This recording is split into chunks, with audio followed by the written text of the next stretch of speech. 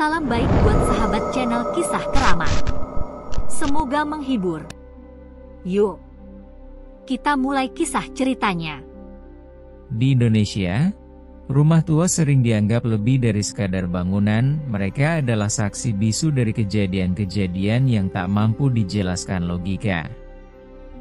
Cerita ini datang dari seorang penonton setia yang meminta agar namanya dirahasiakan.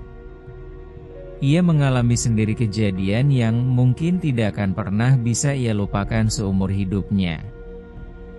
Suara motor berhenti, anak kecil tertawa, suara angin sepau-sepau. Keluarga ini baru saja pindah ke sebuah rumah warisan di pinggiran kota Cirebon. Rumah peninggalan kakeknya yang sudah lama kosong. Rumah itu besar, dengan arsitektur Belanda kuno. Banyak bagian yang lapuk dan perlu direnovasi, tapi keluarga ini tetap bersyukur karena tak perlu lagi mengontrak. Namun, dari awal mereka masuk, sang anak sulung, Dita, remaja perempuan berusia 16 tahun, mengeluh tidak nyaman. Ia ditugaskan menempati kamar di lantai atas. Kamar itu hanya ada satu, pintunya berat, kayunya tua dan berdebu. Tapi anehnya, Dita merasa seperti kamar itu pernah mengenalnya.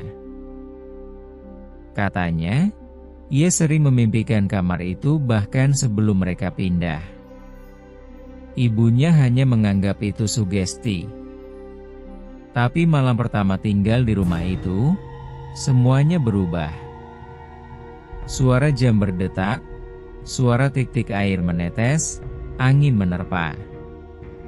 Di malam hari, Dita sering mendengar langkah kaki berat di langit-langit, padahal kamarnya sudah di lantai paling atas. Ia juga sering terbangun karena suara ketukan 3 kali. Tepat di jendela. Saat ia membukanya, tidak ada siapa-siapa. Tapi ada bekas jari di kaca, seperti bekas tangan kecil, sangat kecil. Seperti tangan anak-anak. Lalu, yang paling membuat bulu kuduk berdiri, ia melihat bayangan anak kecil berdiri diam di pojok kamarnya. Selalu pada jam yang sama. Jam 2.33 dini hari. Anak itu tidak bergerak. Hanya berdiri dan menunduk. Dita mulai berubah. Ia pendiam. Ia murung. Ia bahkan sempat pingsan di sekolah karena mengigau menyebut nama Siti. Suara musik gamelan pelan dan seram, suara tangisan samar.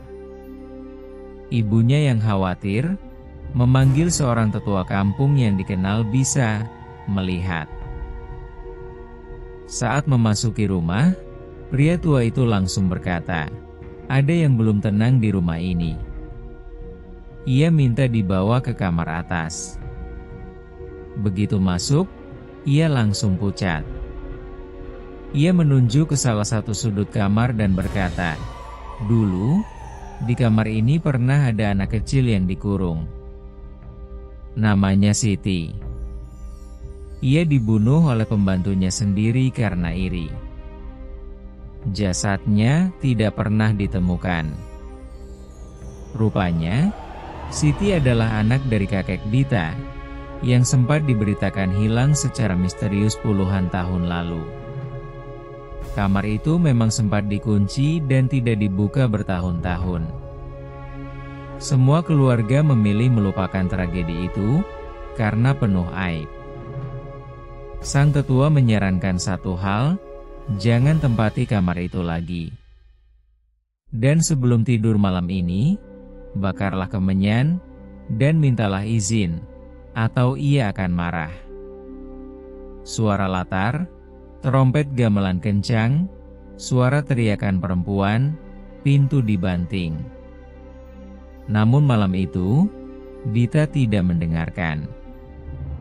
Ia menginap di kamar itu sekali lagi. Ia merasa sudah terikat. Ia bilang, Siti hanya ingin teman. Tepat jam 2.33, ibunya mendengar jeritan. Saat sampai di kamar, pintunya terkunci dari dalam. Setelah berhasil mendobrak, kamar itu kosong.